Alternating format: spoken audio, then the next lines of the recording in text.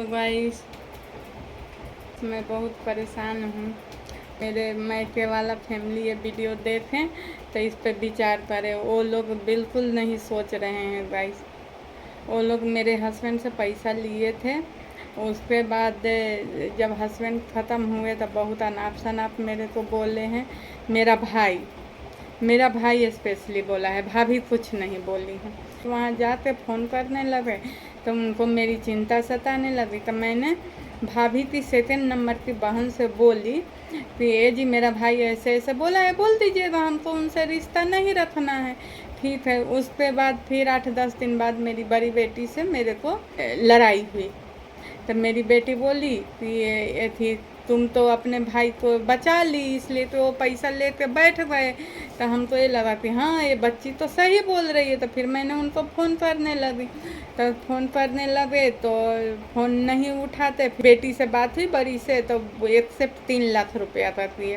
फिर बोले कि अभी डाल रहे हैं, ट्रांसफ़र कर रहे हैं। ये होली के पहले की बात है।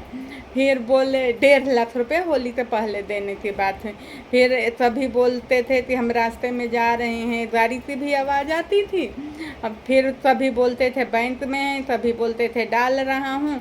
लेकिन अभी तक उनके तरफ से मात्र 1 रुपया आई है। दूसरी बात, जब हम फ़ोन करते हैं तो उनकी कोई फैमिली नहीं उठाती है। उनके पिताजी भी नहीं उठाते। एक दिन हम अपनी बेटी से पैसा के लिए फ़ोन करवाए तो बोले हाँ शंभू से पूछते बताएंगे, और आज के डेट तक उनके पिताजी की फ़ोन नहीं आई है। ठीक है। वो लोग सोच रहे हैं कि इसका पैसा हम खा जाइए, हमको कोई दिक्कत नहीं है। उस पैसा से ना हम कोई बड़ा हो जाएंगे ना कोई छोटा हो जाएंगे।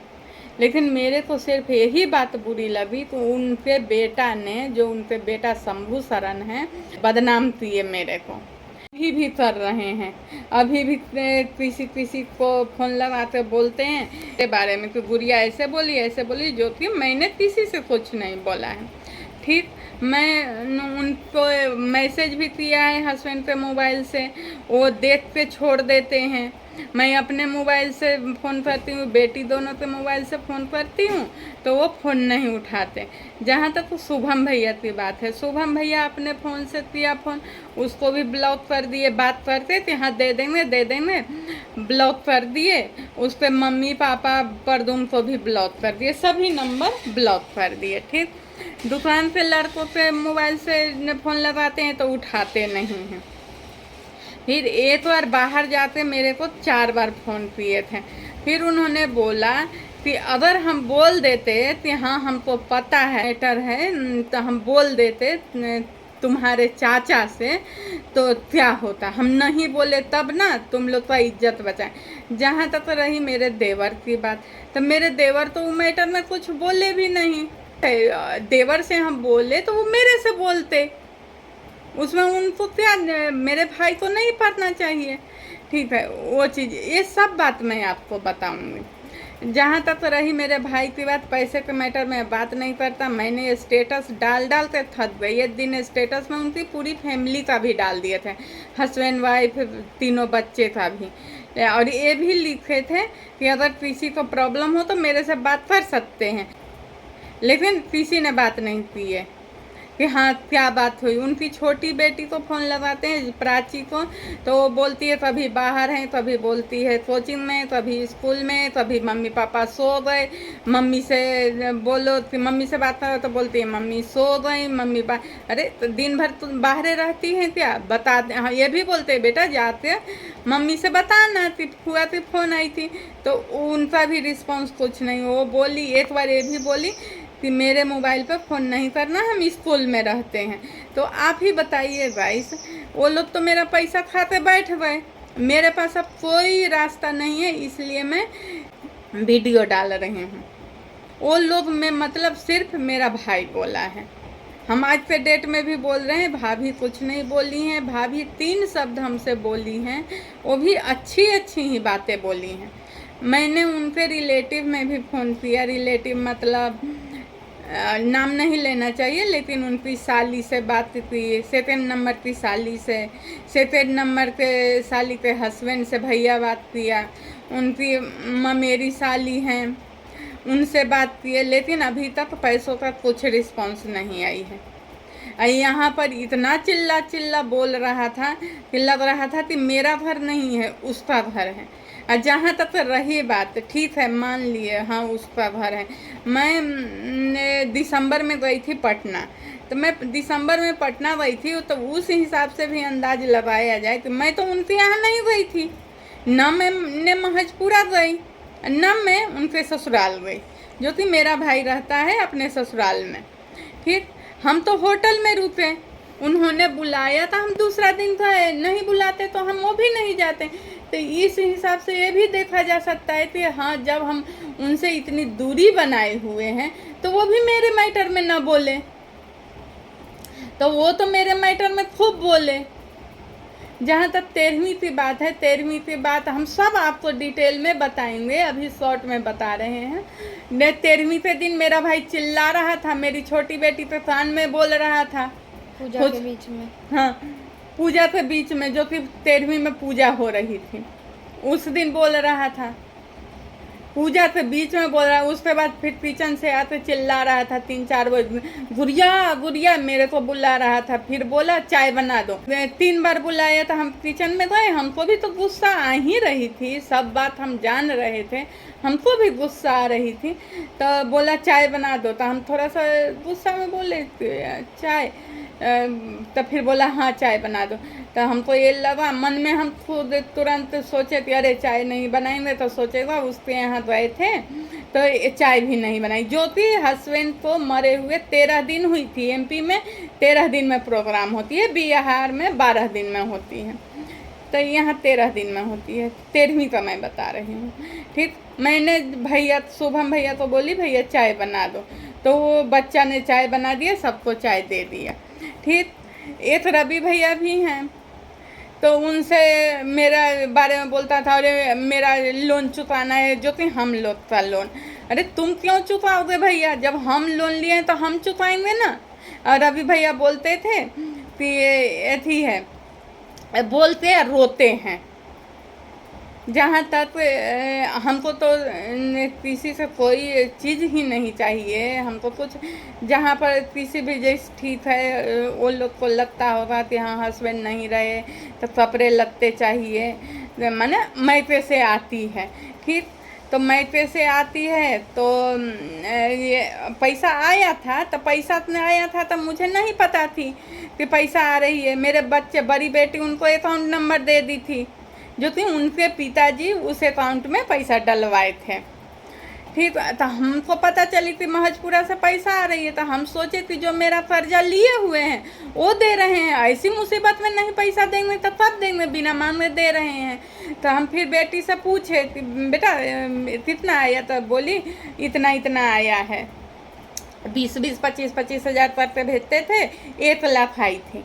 ठीक, तो 1 लाख आई थी, तो हम तो सोचे वो पैसा आ रही है। तो जब हमको पता चला कि नहीं सामान लेने के लिए पैसा आ रही है, तो हम बेटी से बोले कि तुम क्यों अकाउंट दी जिससे वो पैसा डलवा रहे थे। तो ये था कि वो यही सोचता ना कि हाँ गुड़िया को वो पैसा दे रहे हैं, जो कि वो पैसा उनके बेटा के पास आ रहा था मेरे अकाउंट में। फिर अब जब आ ही गई तो अपन कुछ कर नहीं सकते। जहाँ तक मेरे बच्चों की बात है, ये लोग हमसे उस टाइम बताए भी नहीं थे, नहीं तो हम मना कर देते। और उसके बाद किसी भी ज्वेलर्स के दुकान में जाते थे तो बोलते थे कि सस्ता दिखाना। श्री शुभम यहाँ पर दुकान का नाम है, उसमें कपड़ा लेने गए थे मेरे, और होता होगा बच्चों को लगता होगा ये ऐसा, ये सब हमको तो आइडिया नहीं है।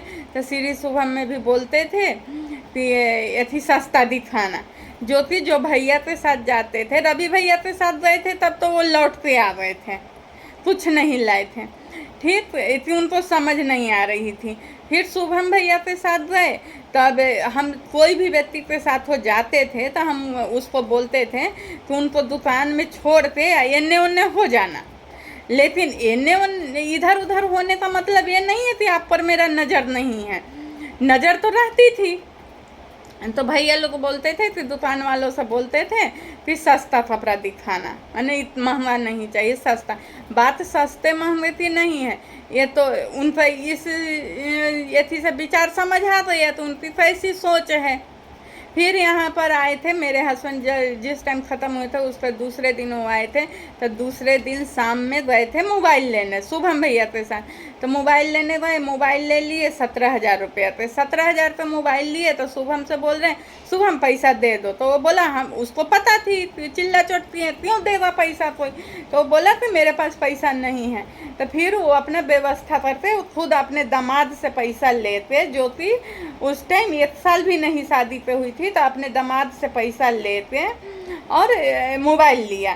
फिर खबर नहीं लिए तब भैया से बोल रहे हैं, रूडली बोल रहे हैं कि शुभम खबर दिलवाओगे, खबर के लिए भी पैसा नहीं है। तो वो बोला कि हाँ खबर दिलवा देंगे। तो 200-250 तक खबर दिलवाए। ये बात हम बोले तो बोल रहे हैं प्राची से हम पैसा दिलवा दिए थे, 200-250 कोई बड़ी चीज़ नहीं होती, एक बार और दिलवा देंगे। ऐसा रूडली बोला, एक बार और दिलवा देंगे। तो चलो 200-250 के लिए तुम रूडली बोल रहे हो तो मेरा पैसा दे दो। तुम 3 लाख रुपया अपने मुंह से एक्सेप्ट किए हो, वो 3 लाख दे दो। मेरे कोई रिलेटिव से बोला है कि महजपुरा में ये थी बनी सूर्य मंदिर, कि मंदिर का पैसा मांग रही है वो। हम मंदिर का पैसा क्यों मांगेंगे, हम पागल नहीं क्या। वो झूठ बोल रहा है। इसी बीच में एक दिन मेरे को बाहर से फ़ोन किया था तो बोला था कि मैं तुमको मारूंगी। ठीक है, तुम हमको 10,000 पर क्यों मारोगे।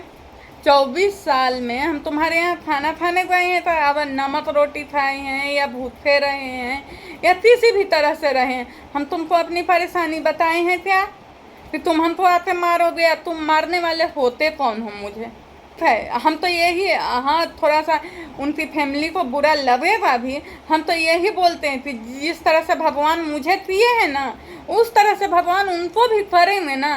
तो 10 थप्पड़ कोई मारने वाला होगा। हम तो नहीं मारेंगे 10 थप्पड़, इसलिए कि हम होते कौन है मारने वाले। लेकिन उनके हस्बैंड बोले कि हम 10 थप्पड़ मारेंगे।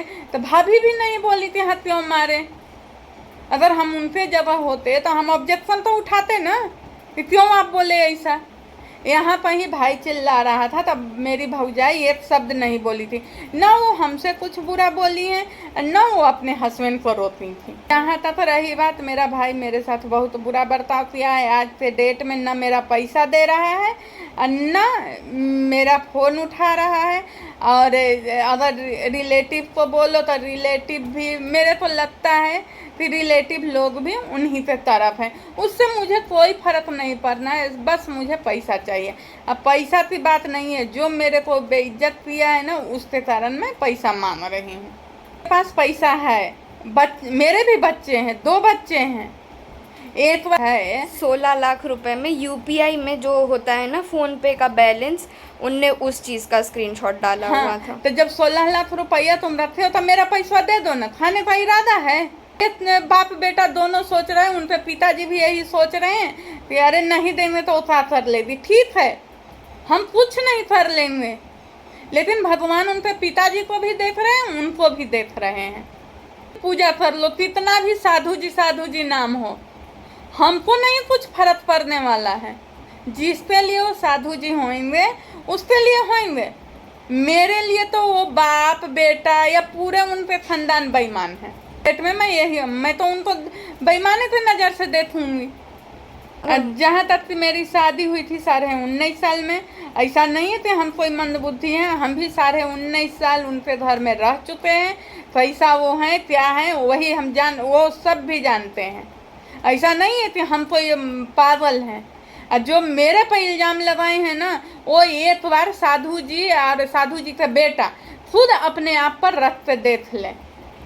हो सकता है, हम तो यही बोल रहे हैं कि ये वीडियो देख के अगर किसी का आँख खुले तो उनकी फैमिली का फोन आना चाहिए, कोई भी हो, उनकी फैमिली में से कोई भी हो। एक बार तो हम अपने भाई को ये भी धमकी दे चुके हैं, व्हाट्सएप पर मैसेज करके, नहीं होगा तो पूरा चैट में दिखाऊंगी कि नहीं मेरा पैसा दोगे, डराए थे तो मैं तुम्हारे दामाद से बात करूंगी। तो भी अभी तक उसका रिप्लाई नहीं आया। तो इसी से समझ लीजिए गाइस कि कितना वो लोग को इज्जत है। न साधु जी को कितना इज्जत है और साधु जी के बेटा के फैमिली का कितना इज्जत है। हम मेरा तो इज्जत है नहीं भाई साहब, अगर मेरा इज्जत होता तब कोई चलिए ठीक है, हस्बैंड के मरने के बाद कोई आदमी मेरे घर में आके चिल्लाता नहीं। अब जहाँ तक रही दूसरी बात, हम मेरी गलती हम मान रहे हैं। उसी टाइम जब चिल्ला रहा था ना, हॉल में बैठ कर चिल्ला रहा था, वो दिखा दो लगाए वहाँ पर बैठ कर चिल्ला रहा था, वो दरवाज़ा दिखा दो। हाँ हाँ, यहीं पर हॉल पर दरवाज़ा है। तो अब मुझे अफसोस होती है कि जब चिल्ला रहा था ना, तो हम बोलते ये दरवाज़ा है चले जाइए, लेकिन मैंने नहीं बोली। मुझे पहला चीज़ तो मेरे को हस्बैंड का सदमा थी, दूसरा चीज़ वो चिल्ला रहे हैं। लेकिन अब मुझे बुरा लगती है जो चिल्लाया वो बात। मेरे तो 24 घंटा दिमाग में उसकी आवाज़ें, उसकी बातें, सब चीज़ गूंजते रहती हैं। 4 महीना हो गए हस्बैंड को गए हुए, 10 जनवरी को गए थे, 11 जनवरी का ये सब कहानी है। अभी तक 1 रुपया वो दिए हैं। और जो थी ये दिन अकाउंट में डालने जा रहा था, बैंक भी पहुंच गया था फिर होली के बाद, लेकिन अभी कुछ नहीं हुई है। अब देखते हैं ये वीडियो देखते हैं उनकी क्या रिस्पॉन्स है। अगर इज्जत होगा तो देंगे। मुझे तो नहीं लगता कि वो लोग की फैमिली को इज्जत है। हाँ, ये चीज़ सोचेंगे कि अरे उनकी बहुत इज्जत है, तो मेरी तो इज्जत है ही नहीं। वो तो मैं एक्सेप्ट कर चुकी हूँ कि हाँ मेरा भैया कोई इज्जत नहीं है। अकाउंट गाइज मेरे को ये चीज़ बोलनी है कि उनने एक बार हम लोगों से ये एक्सक्यूज़ लिया था कि आपका अकाउंट पे यूपीआई नहीं चल रहा है। तो मैं आपको बता दूं कि हम लोगों के मतलब मल्टीपल अकाउंट्स है। मेरा बैंक ऑफ बड़ौदा में है, इंडियन बैंक में है, और मेरी बहन का एसबीआई में, मेरी मम्मी का भी एसबीआई में, पापा का भी एसबीआई में, इंडियन बैंक में है, और हम लोगों के यहाँ भैया जो हैं उनका यूको बैंक में है, और एक और इंडियन बैंक में है। और मम्मी पड़ोसी तो सभी बैंक में है, सब बिजनेस वाले हैं। और मम्मी उनसे ये भी बोल चुकी है कि अगर आपको चाहिए हो अकाउंट कोई सा भी, तो हम पूरे आपको कॉलोनी का ला के दे देंगे। ऑलमोस्ट हम लोगों की कॉलोनी में 111 मकान है। सबसे तो बात नहीं होती है, पर ट्रस्ट हम लोगों के बीच इतना है कि अगर हम किसी से भी अकाउंट मांगेंगे ना तो वो हमें दे देंगे। लेकिन मेरे मामू ये चीज़ बोल रहे हैं कि तुम्हारे अकाउंट में चल नहीं रहा है, आपने सही अकाउंट नहीं दिया है। तो ऑलमोस्ट 5 अकाउंट हम लोगों ने उनको दे के रखे हैं। अभी तक कुछ नहीं, 1 रुपया आ रही और पैसा नहीं आ रही है। अब देखते हैं कब वो पैसा देंगे। जब पैसा देंगे गाइस तो वो भी मैं बताऊंगी। अब मैं आपको सभी बात बताऊंगी। अभी हम अपनी बात बता रहे हैं, अभी हम सही नहीं हैं।